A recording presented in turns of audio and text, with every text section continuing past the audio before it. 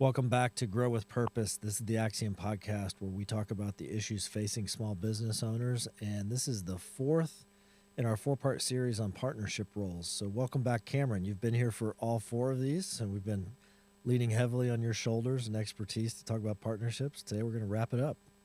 Yeah, finally. No, I'm just kidding. Yeah, no, excited to talk about this really important episode. So, today, we're talking about exit timelines and succession planning.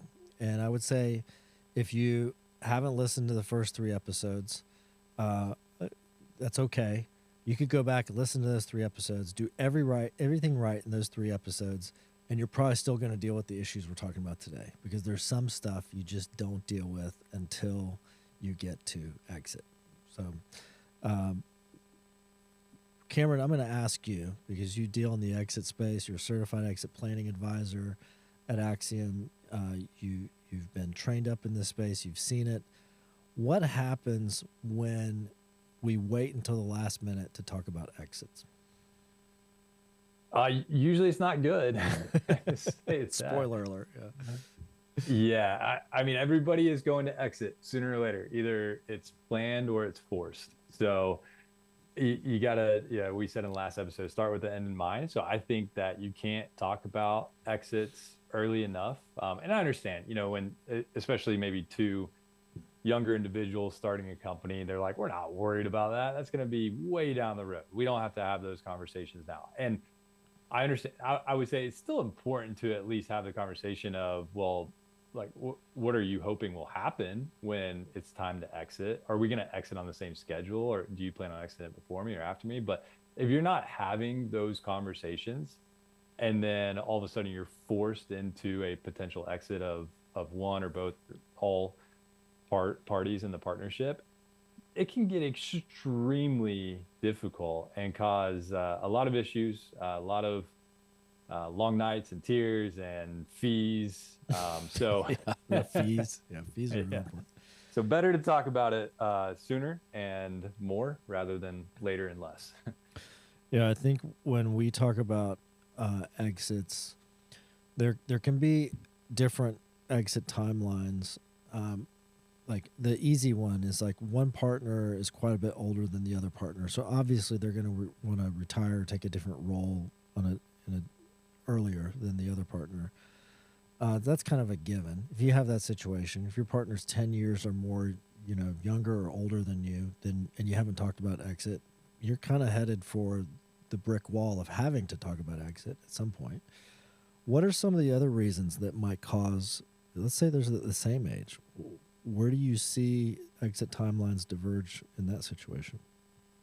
I think one of the biggest ones is one of the partners, they have a major life change, and so it just, all of a sudden that what they had planned originally isn't the plan anymore. And that could be, that could be anything. The most common scenario that you probably see out there in the world is divorce. All of a sudden one of the partners gets divorced, and maybe, for some reason that's going to cause that partner to need to exit. Or, maybe it's that partner has to move, and not just move, but move far away. And, they're, because of that, they don't want to be involved in the business anymore. Like they want to be bought out. So there's a number of things that could cause it. It could be the person's just, they're done. They're just burned out, right? Like when they started it, they thought they could go, for 20 years, but they're 5, 10 years into it, and they're like, I can't do this anymore. It's too taxing. So it could be a number of reasons, I would say. But and again, the important thing is that you're continually having conversations, ongoing communication. We're gonna beat that dead horse. But whether it's, life throws you a curveball, or whether it's you're just exhausted, you're ready to be done sooner than you thought you would, whether it's planned, no matter what it is, communication is going to be key. Yeah, we have the benefit of getting to start with a new business, and one of the things we do is just ask a lot of questions. First 30 days, we call it strategic assessment. We're interviewing key players, we're interviewing owners, and we get the opportunity to ask a question, and in the same question, you get two different answers potentially. Which you talk to partner A, and you're like, so what's the end game for you in terms of like how much longer you're going to be involved? What do you see that looking like? And, the answer we get from partner A is like, I don't believe in retirement. My dad was 86 and died at his desk, and I'm going to, Yeah. or whatever.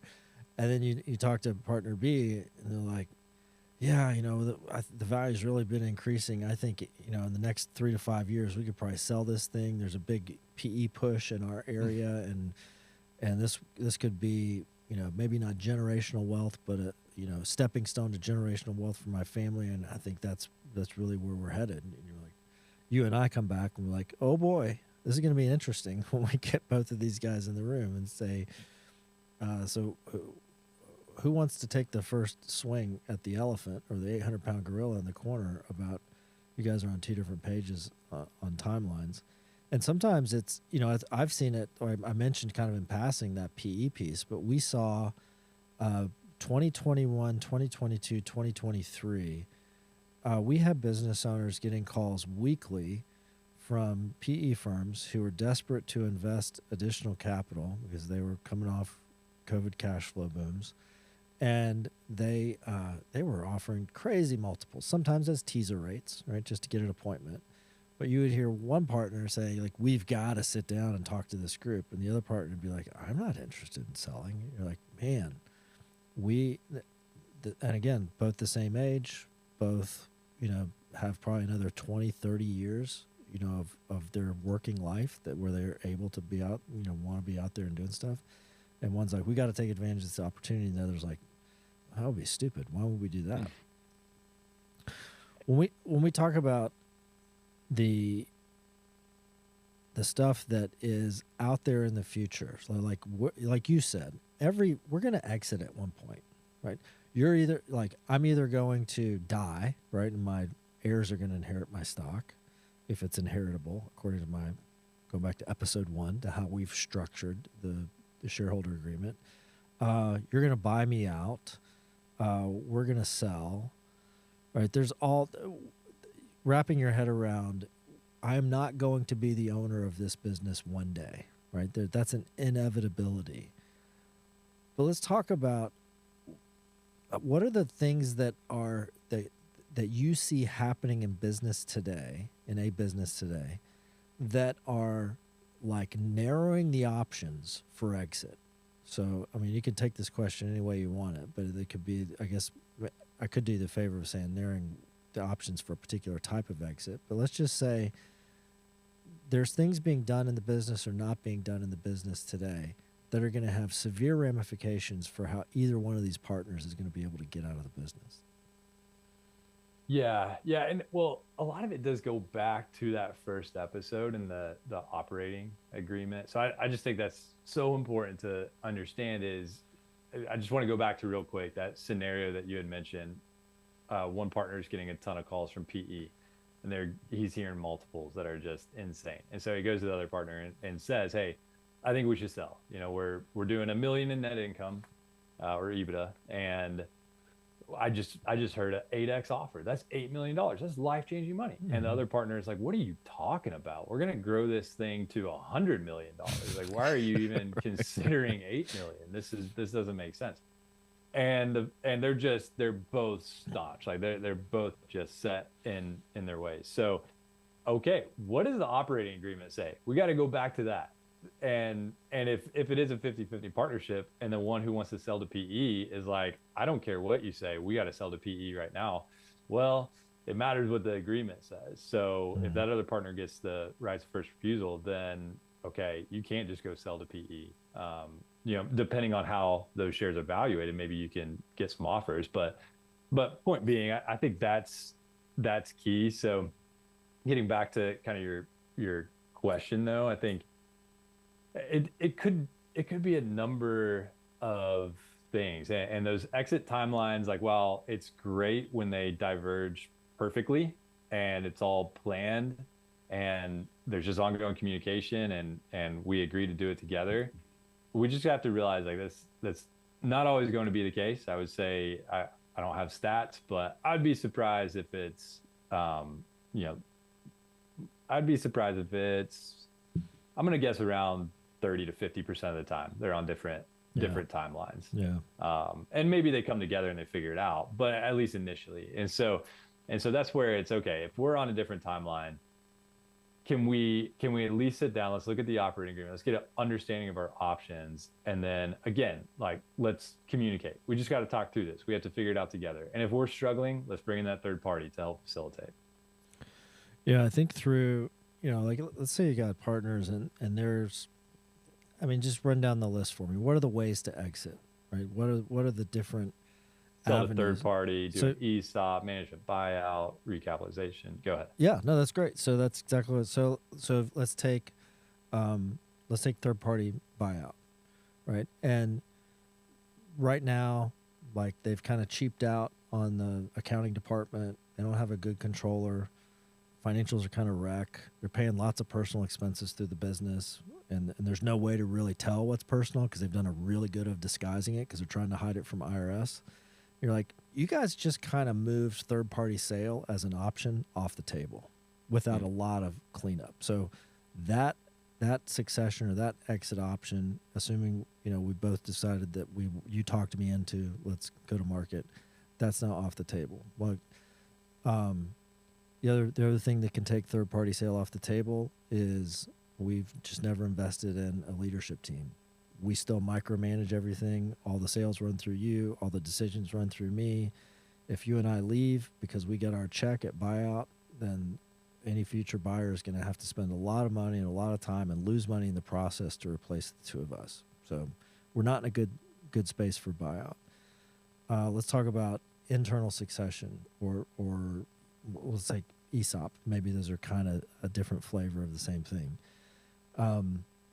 Same thing. We haven't really invested in building a leadership team. There's nobody here who really feels a sense of ownership or would want to be an employee stock owner of this company. We haven't built a culture around pride in what we do and who we are.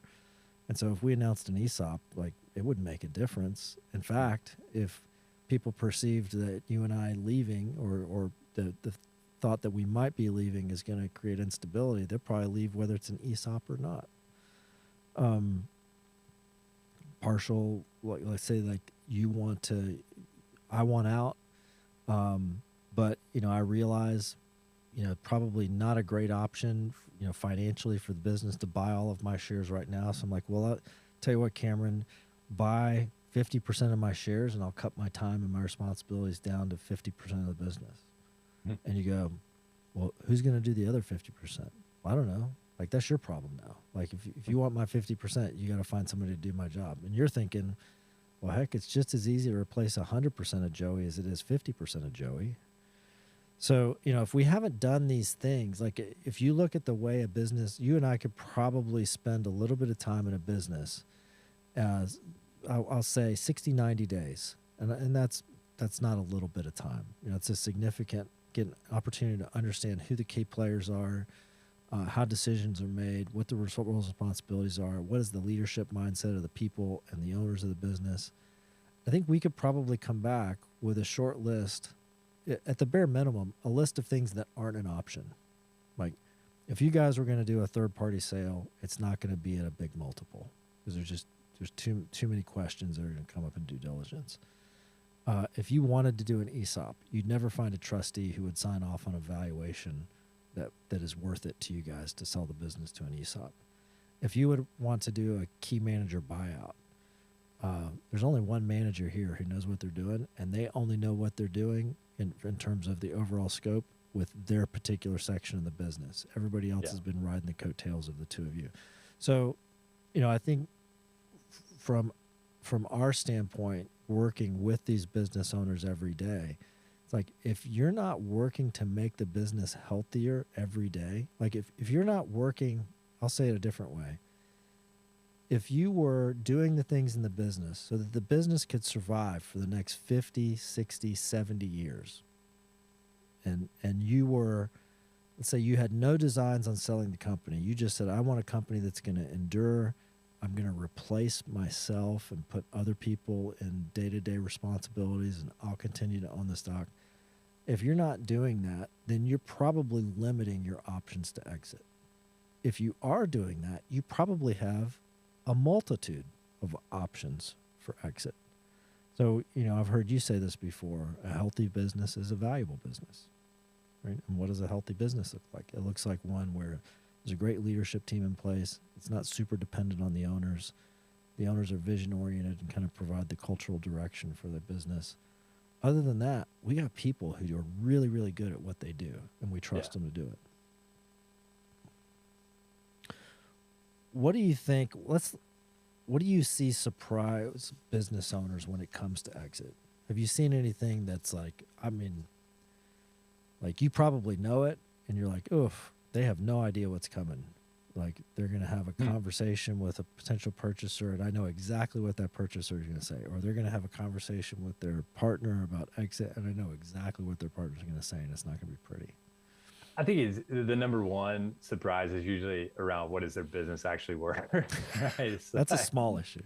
Right? I think that's probably the most common one. Like they're like, oh, my business has to be worth 10 million. Like, look how amazing it is. Look at all these great things. But then you jump in and you really start diving into things and you're finding all these issues, all these problems. And like no buyer's gonna pay 10 million for this. Are you kidding me? Mm-hmm. You'll be lucky to get 5 million. And so that, such a misalignment on perceived value versus, okay, well, what is the market going to tell us it's worth? So I think that's maybe one of the big ones. But I mean, it could just also be like, okay, well, what is the transition going to look like of selling the business? And that depends on who you're selling to, right? But if you're talking like, okay, we're going to sell to PE, you may have in your head like, okay, we're going to sell to PE and we're going to ride off into the sunset. Well, most PE, not all, but most PE is going to want you to stick around for maybe 3 to 5 years.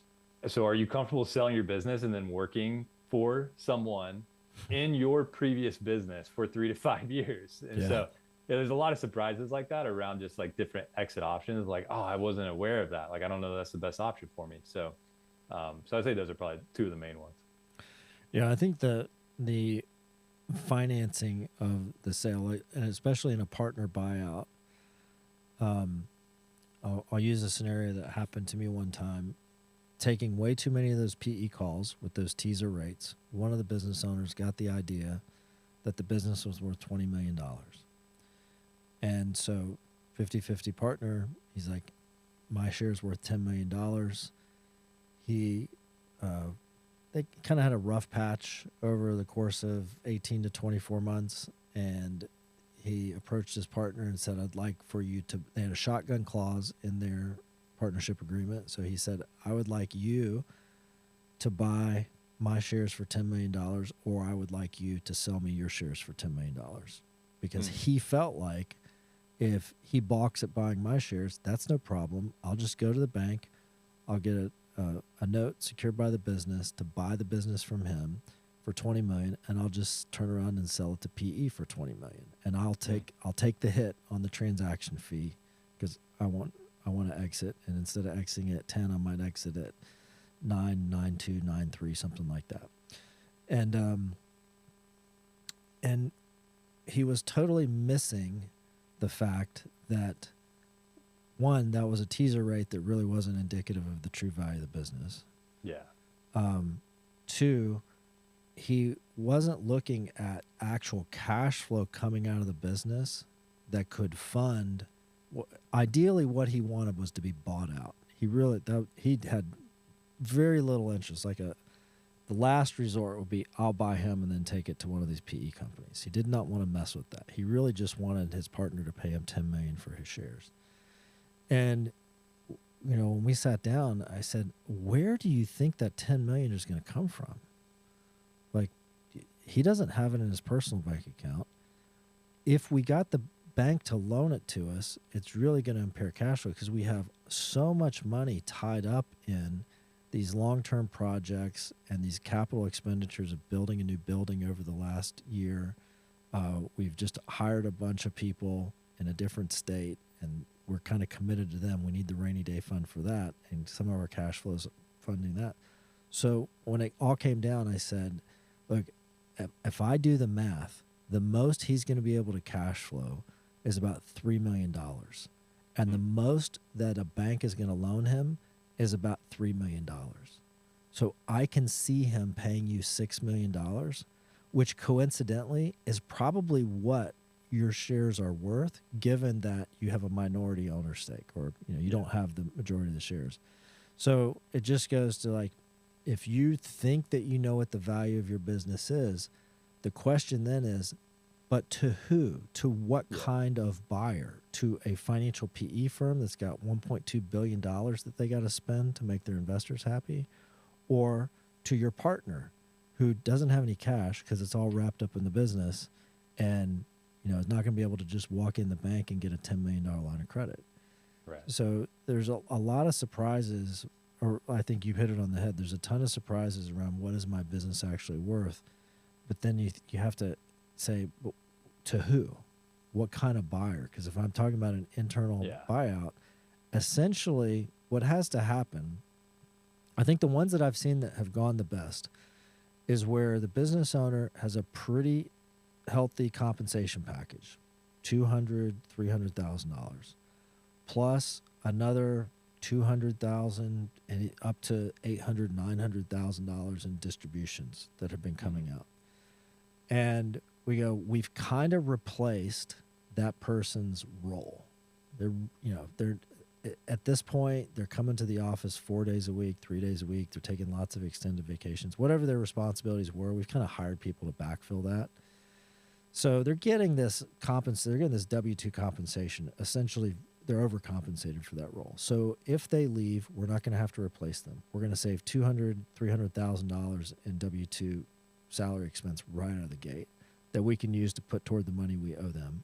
We can take all the dividends that we've been sending their way and use that to pay down the debt that's been used to pay them out.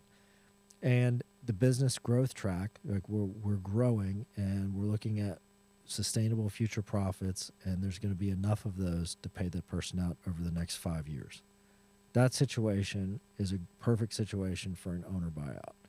But if you leave, if I want to buy you out and you're making 200,000 and I'm going to have to spend 250,000 to replace you, and you haven't been taking home any dividends because the business just hasn't been generating, a lot of cash, or we've been reinvesting it and we're going to need to keep reinvesting it, like that's going to be a really hard internal buyout.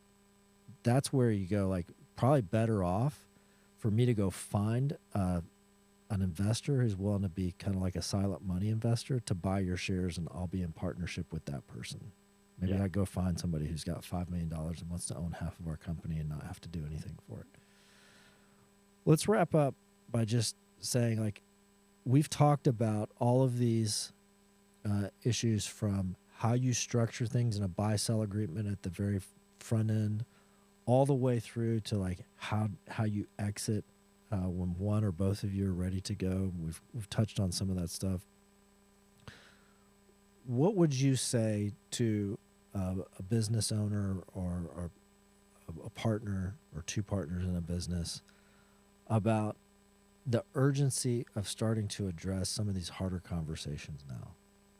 Make your case for having the hard conversation. Well, I just, there's horror story after horror story of partnerships that weren't having these conversations, and then the result of that.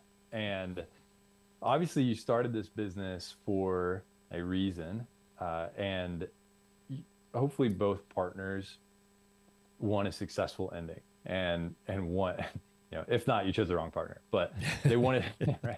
So you want a successful ending.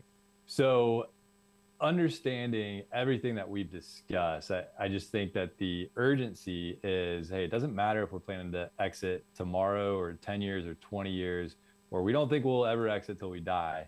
It doesn't matter. Let's start having the conversations now. Let's make sure we're on the same page, so that if life does throw a curveball, if something happens, if circumstances change, whatever it may be, that we're not having to try to address it in an urgent matter. Because when there's urgency behind it, emotion rises, and then you start making decisions out of emotion.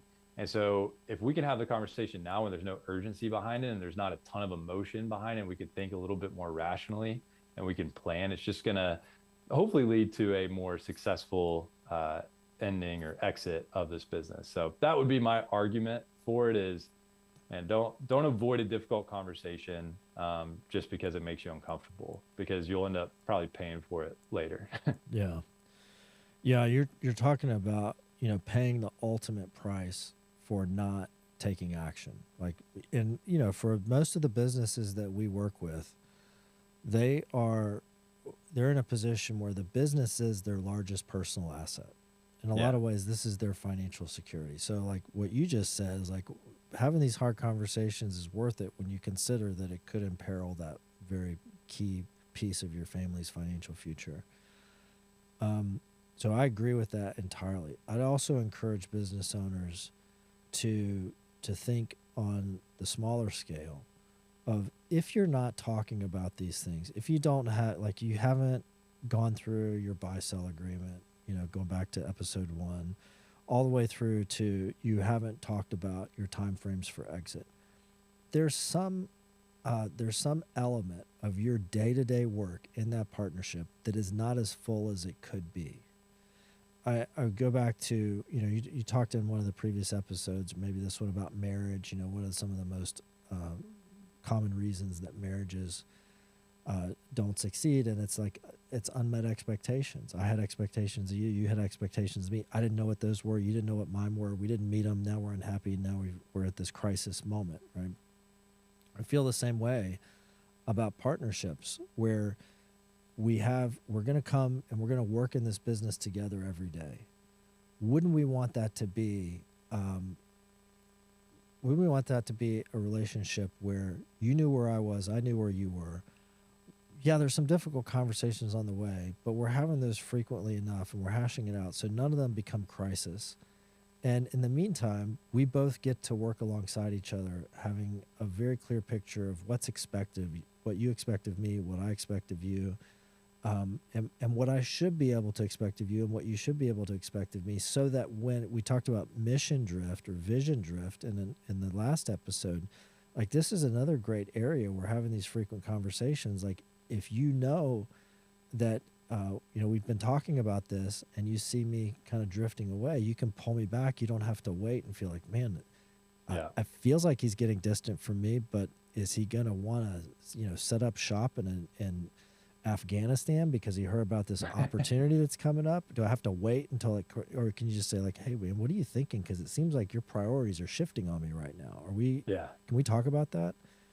I think that's just a much more fulfilling way to live in partnership with somebody. Yeah, I agree. Whether it's marriage or business, it applies. That'll be our next series, lessons for business in the marriage world. I don't know. I'll We'll let see. you lead that one. We'll get Chaley and Josie to do it. That'd be fun. There we go. Be entertaining. Well, thank you, Cameron, for putting all the time into this 4-part series. I'm excited for people to listen to it. I'm hoping, sincerely hoping, that if you're in a partnership, you found some value from this. And I would say go download the leadership guides for each of these episodes, because they'll give you some opportunities to ask some deeper questions and internalize some of the concepts that Cameron has been talking about over these 4 episodes. Cameron, thanks again. And Enjoyed it. we will see you guys on the next episode.